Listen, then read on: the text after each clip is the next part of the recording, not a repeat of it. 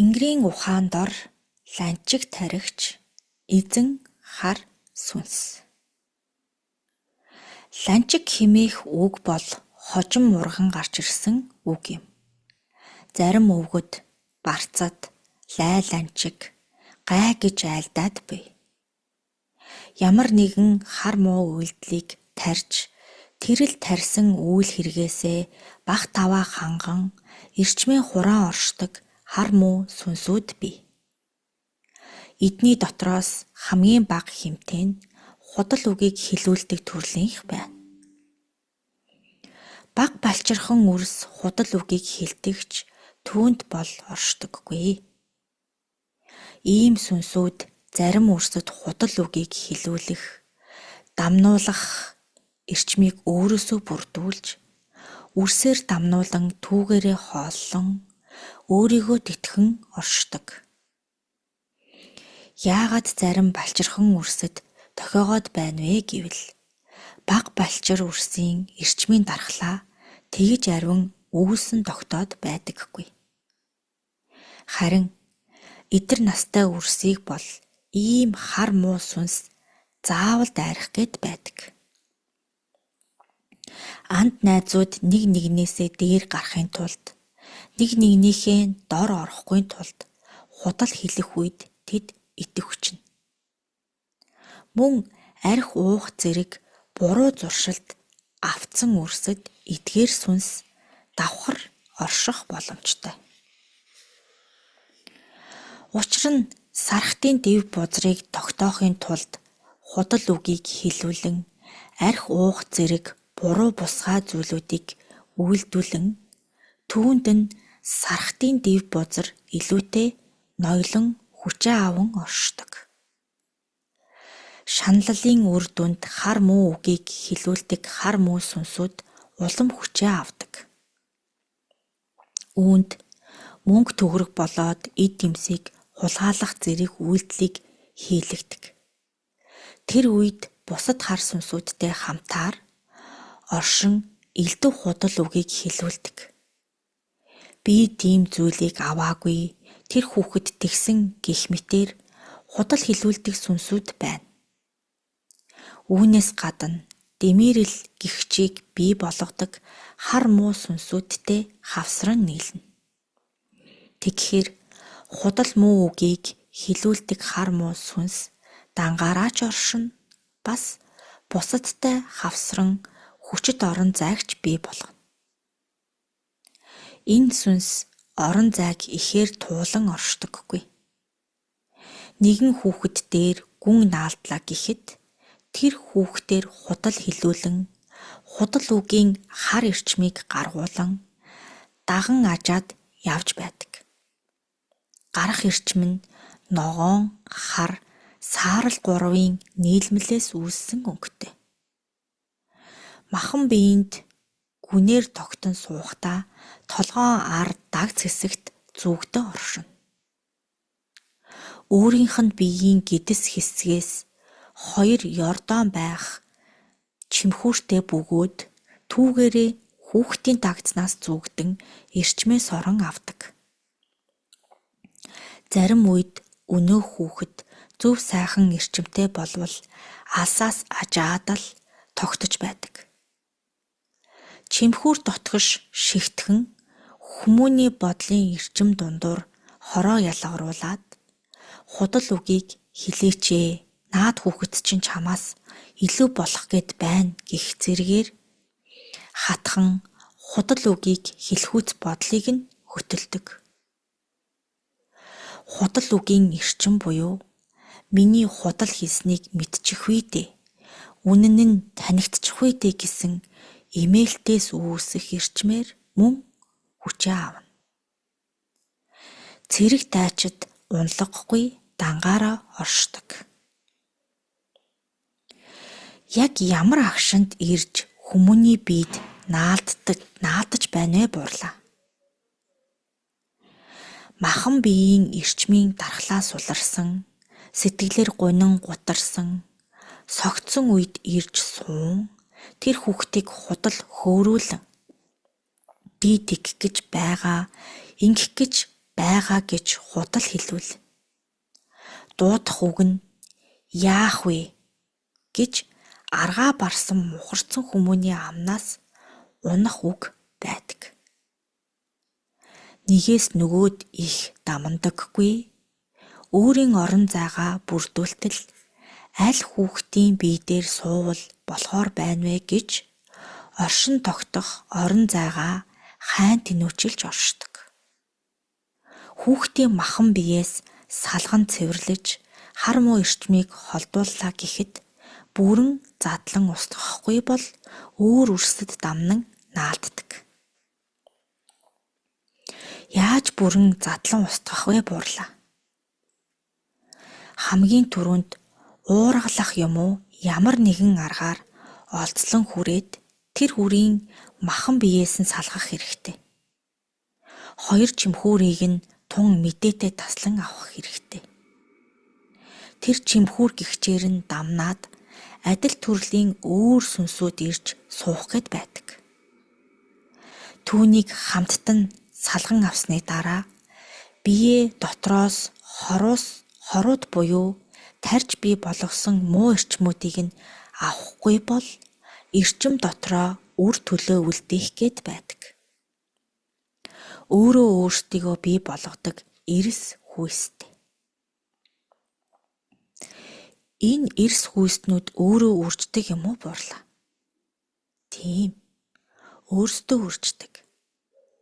Тийм учраас эрчмийг нь заавал сорон гаргахгүй бол үр удам нь үржчин үе олон болж өсдөг юм шүү. Мэдрэлийн цэг бий юу буурлаа? Байхгүй. Өөр хар муу сүнсүүдэд бий. Галын хүчээр түлхээд гаргаад түлхэгдэн гарч ирсэн хар муу эрчмийг заавал тэр доор нь задлах хэрэгтэй. Инхийн тулд хамгийн дээд нарийн хоолойн өнгө буюу уртын дууны хүг аялгау болох эрчмээр задлах хэрэгтэй. Сүнсийг нь яаж устгах вэ буурлаа? Тасралтгүй уртаар дуудах үгийн эрчмээр задлана. Үүнд уртын хөгийг барьвал хамгийн дэмтэй байдаг. Уртын дууны хөгийг нэг удаа барьвал зөвхөн тэр хар муу сүнсээс гарах авиануудыг намжаана. Эдгээр сүнс нь бүдүүн, сөөнг, царгаадсан авиа гарна. Бүрэн устгахын тулд хав халуун усны эрчмээр шалцлана. Түүнчлэн час улаан багахан шарга өнгө ууссан өнгийн эрчмийг ялгаруулан гаргаж ашиглана. Энэ өнгийг наран ээжийн 7 дахь давхаргаас болон түүдэг галын 3 дахь давхаргаас гаргаж ирэх боломжтой. Мөн улаан шүрэн чулууг наран чулууны эрчимтэй сүлэлдүүлбэл дундаас нь ийм эрчим гардаг. Халуун усны эрчмээр өөрийнх нь үзэгдэх дүр устна. Энэ улаан шарга өнгийн эрчмээр эрчмийг нь задлана. Хөгөө барингаа эрчмийг нь бүрдүүлээд халуун усны химээр шалцлаад дараа нь улаан шарга эрчмээр задлана. Зарим тохиолдолд удам дамандаг. Учир нь эмэгтэй хүмүүнд тогтон суувал хэвлийд нь үр бүрэлдэн тээгдэх үед үр удамд нь хар муу эрчмээ дамнуулдаг. Дээд орон зай, огторгын орон зайд яаж устгах вэ?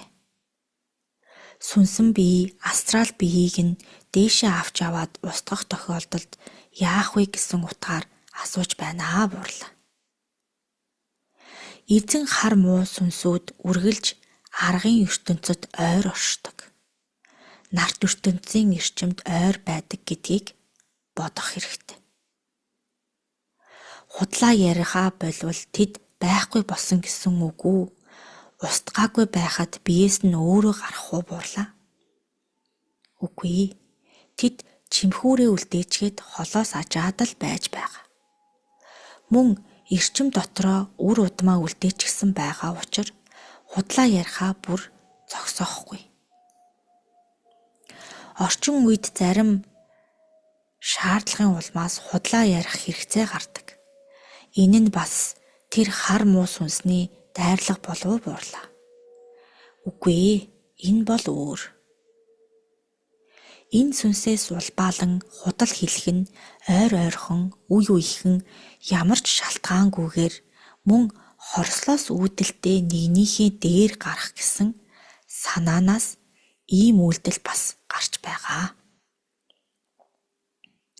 Төрийн байгууллагууд хаяа тайлан тооцоо мэдээ зэрэгээ зөв өгүүлгүй тохируулан өөрчилж өгдөг. Тэр үед бол гин багтаа юм байна. Тийм үү буурлаа? Тэр нь энэ сүнсний дайрлага дор өрнөхгүй ч гэсэн санаатай худал хэлэх, хуурч мэхлэх гэдэг нь үүлийн үрийн тухай хуулиар дэнслэгдэн шүү дээ. Хүүхдийнхээ хажууд худлаа яриад байх нь хүүхдийг худал ярьдаг болгох эрсдлийг тавьдаг гэж би ойлгодог, тийм үү буурлаа?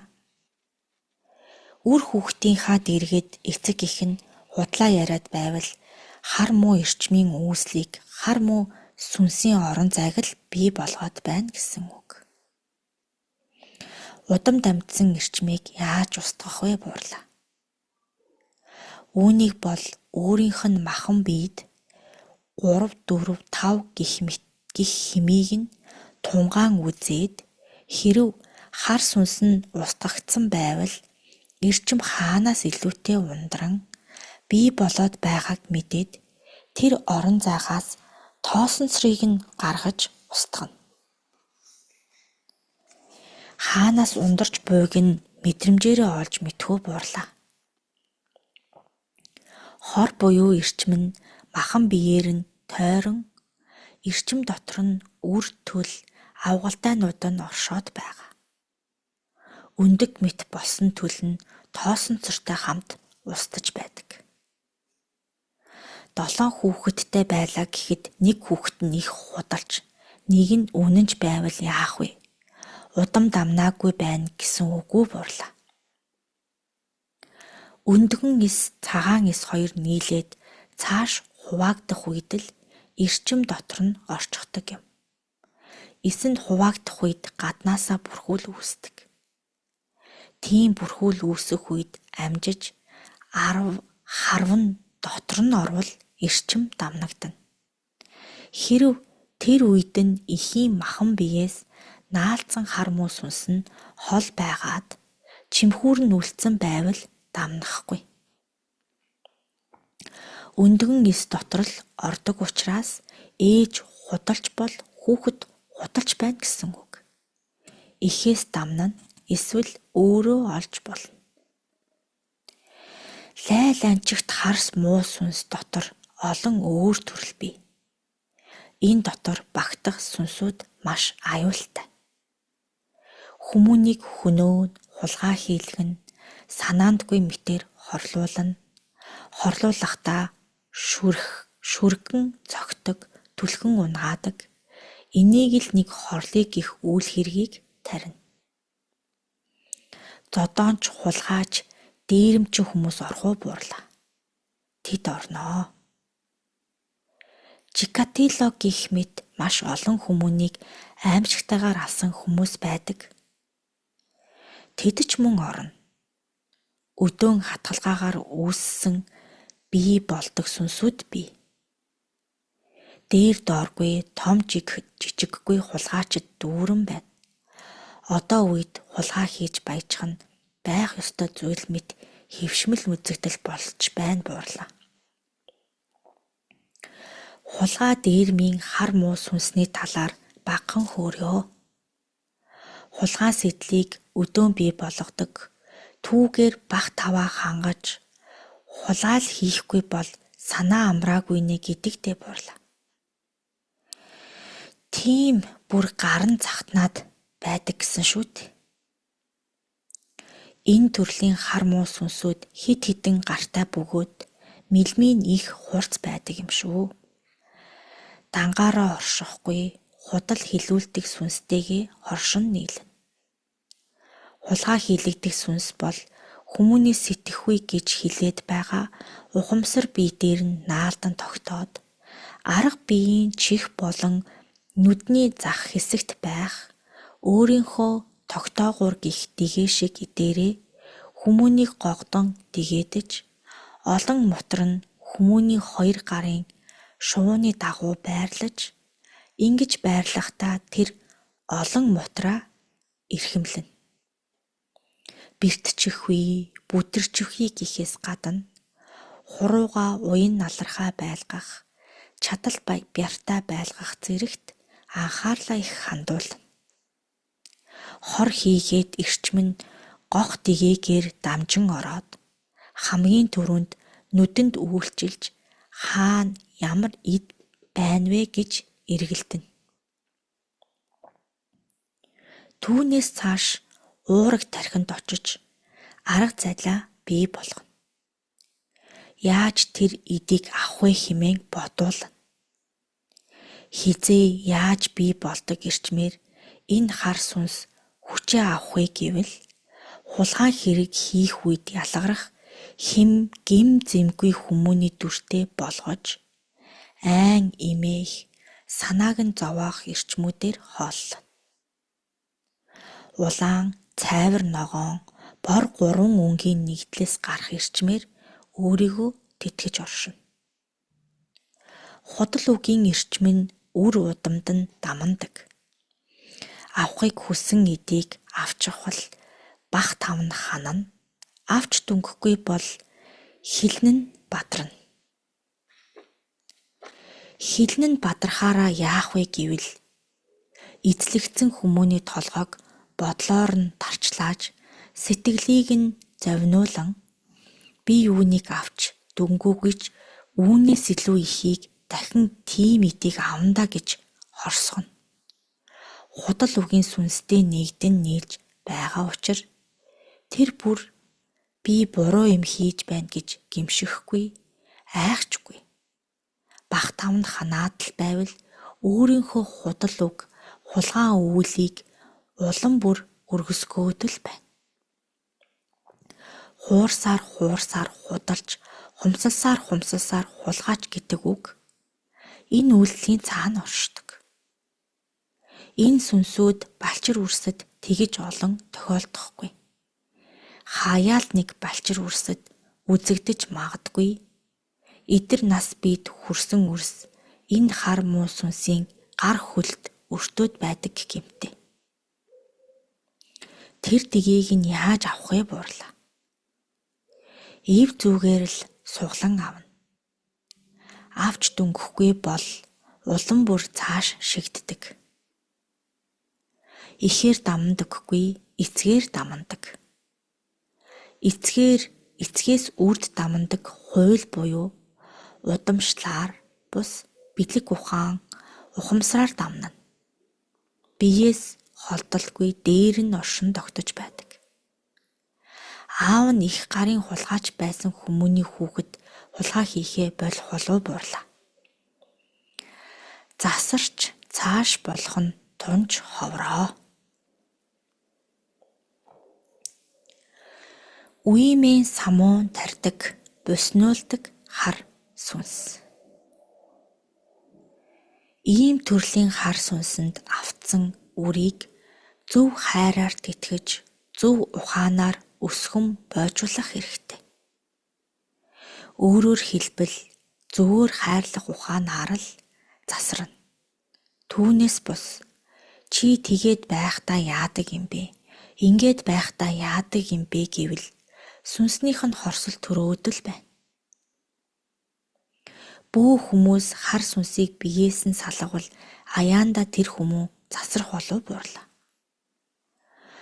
Ухамсар бие дээр тогтсон байдаг учраас заавал хэд хэдэн удаа давтан хийж байж л ухамсар биеэс бүрэн арилдаг.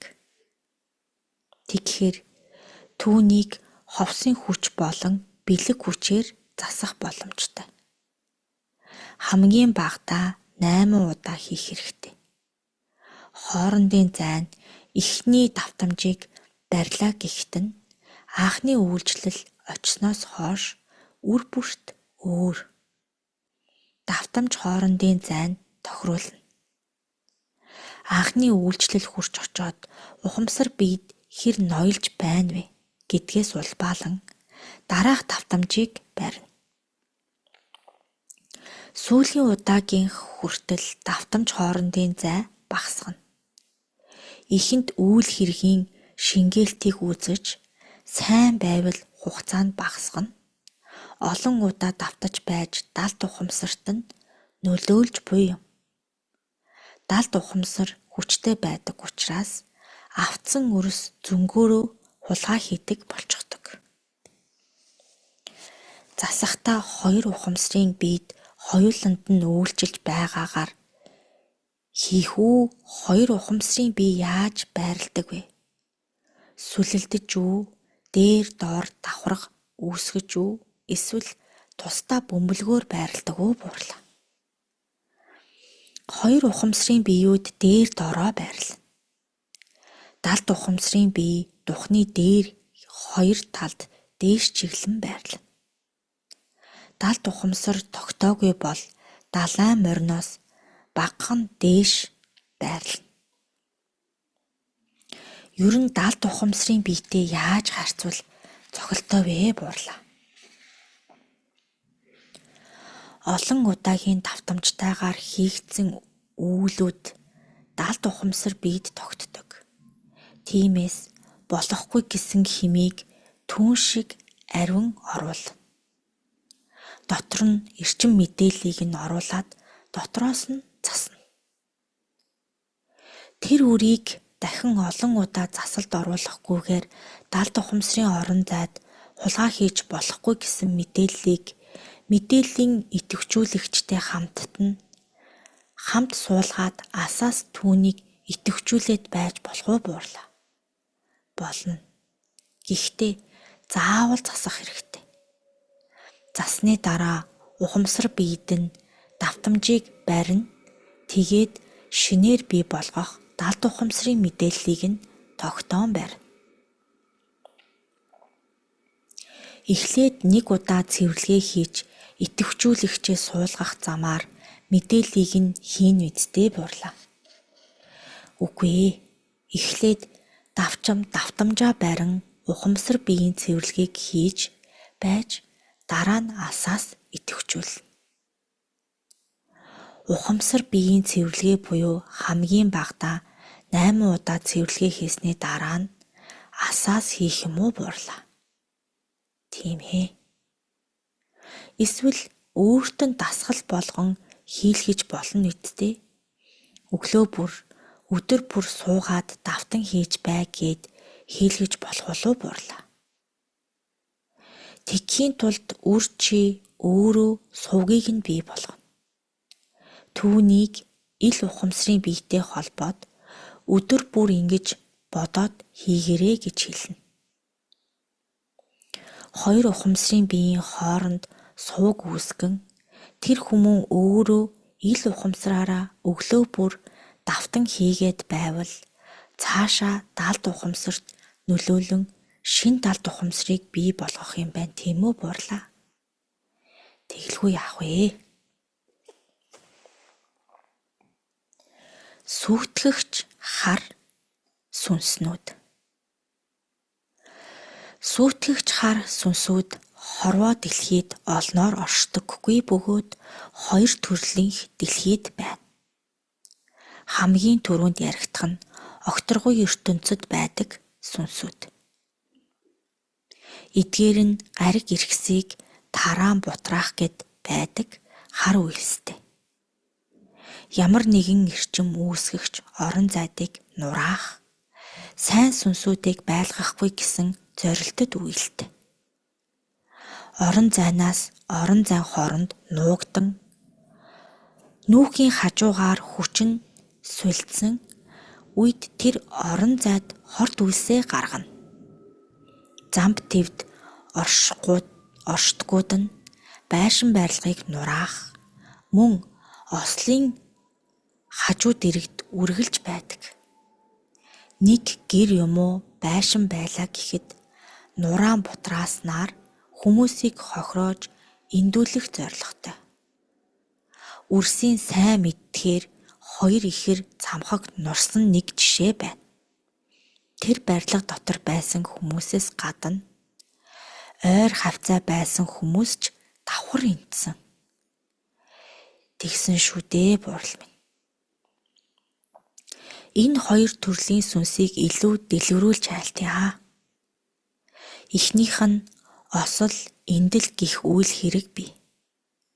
Ийм хэргийг ямар хүчин зүйлийн нөлөөгөөр бий болсон бэ гэдгийг ярьдгаас бус үүний цаана ямар хар сүнс нөлөөсөн бэ гэдгийг бараг л ярьдаггүй.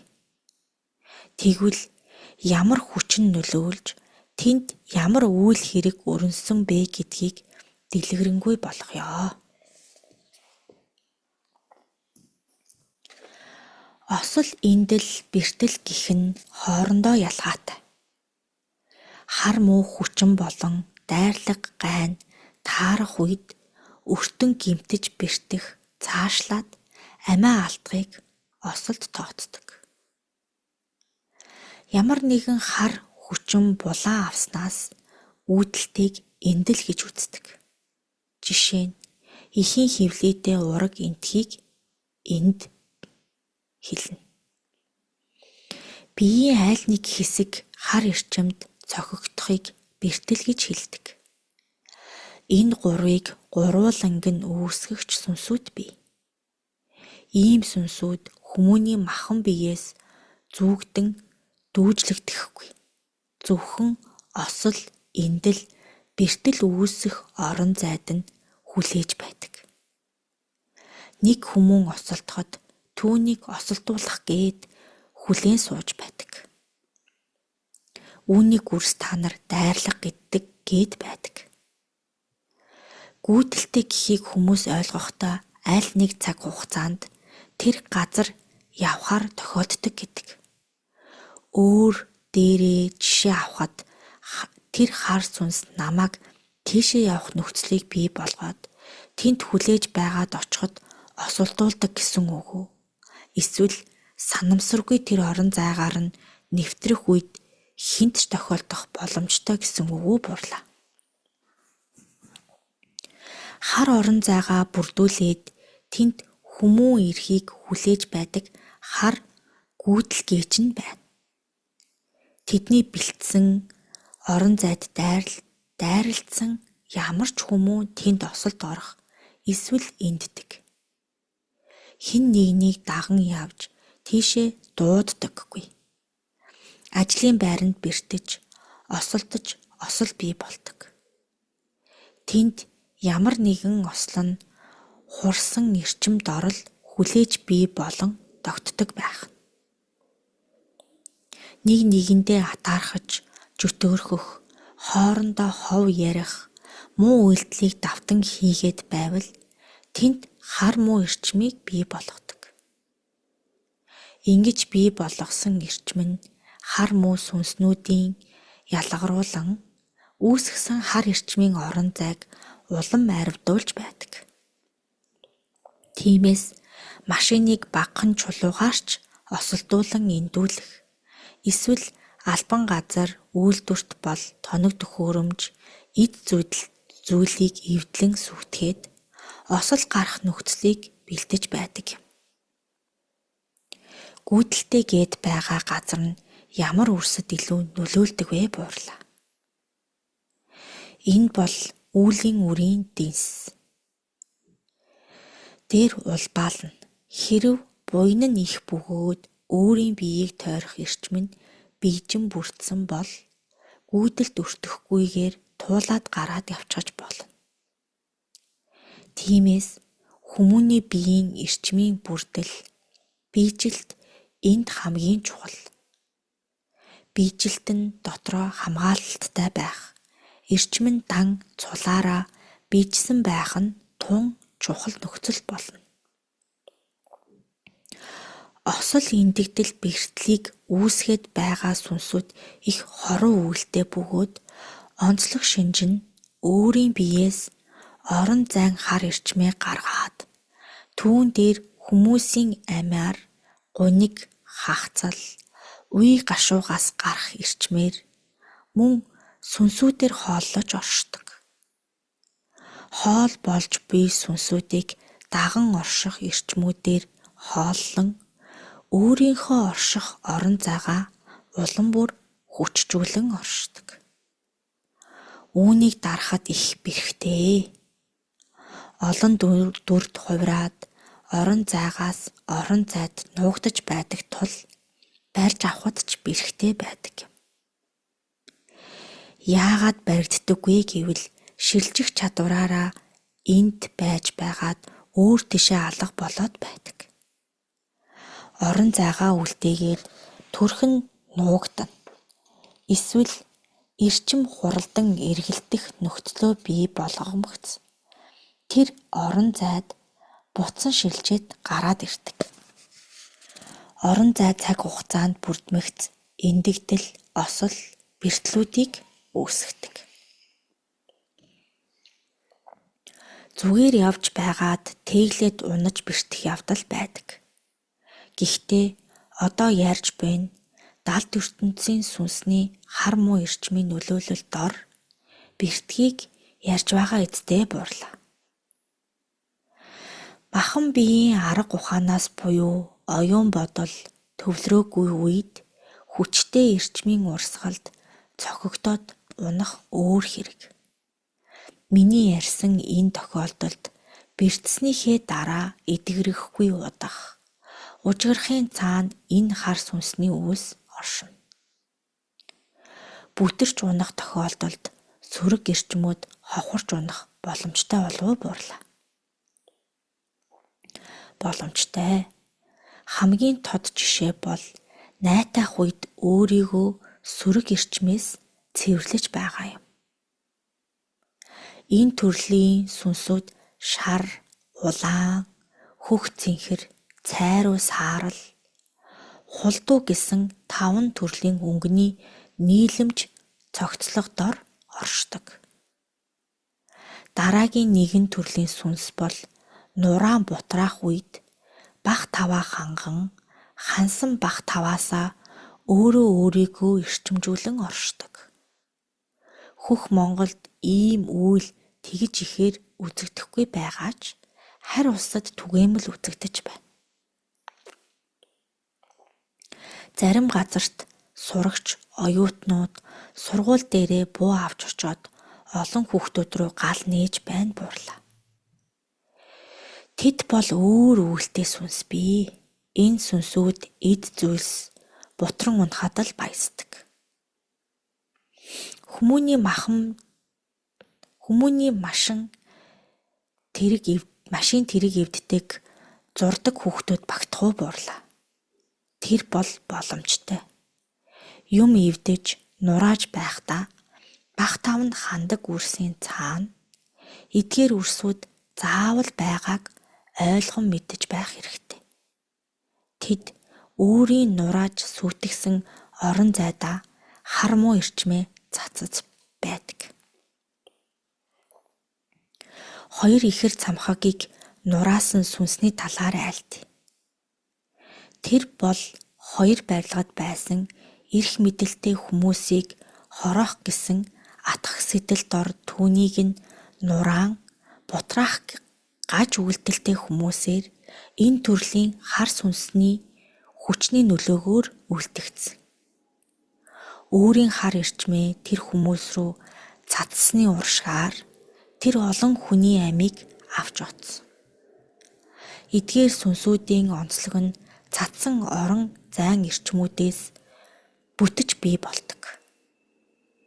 Эрчим дотроосоо өөрөө бий болдог хэрэггүй буурлаа. Эрчим дотроосоо өөрөө үүсэн бий болдог. Эрчим нь цацагдаж, бохирлогдсон орон зайдыг арга бэлгээр нь тэсвэрлэхгүй л бол дараагийн хар сүнсүүдийг үүсгэн оршдог. Тэгвэл хоёр цамхаг дотор тийм орон зай бий болчихсон байж таарах нэ буурлаа. Тэр хоёр ихэр цамхаг унаж байхад цацагдсан эрчмийн улбаа дор олон үйл хэрэгүүд өрнөдөг учиртай. Тэр хар эрчим нь өөр газарт бий болоод орон зайн хувьд хурдан шилжилт хийгээд тийшээ хороо цацаж байгаа юм байна тийм ээ Бурлаа. Эзэн хар сүнс өөрийн үйл хэргийг биелүүлэхийн тулд хүмүүст эзэгнэн ноёлж сүйтгэн нураах сэтлийг төрүүлж тэнд орших байшин эсвэл эд зүйл тухайн эрчмийн орон зайд мөхөх үед өөрийн хортой эрчмээ цацаж тэр орон зайг нөхнө. Энэ үед үймээ самуун үүсч хүмүүсийн ёс бус үг болон үйлдэл, уйлаан, хашгиралдаан, айдас зэргээс ялгарах эрчмүүдээр бах таваа ханган хүчээ авдаг. Онгоцны сүрлүүдэд хамаатай юу Бурлаа? Хамаатай.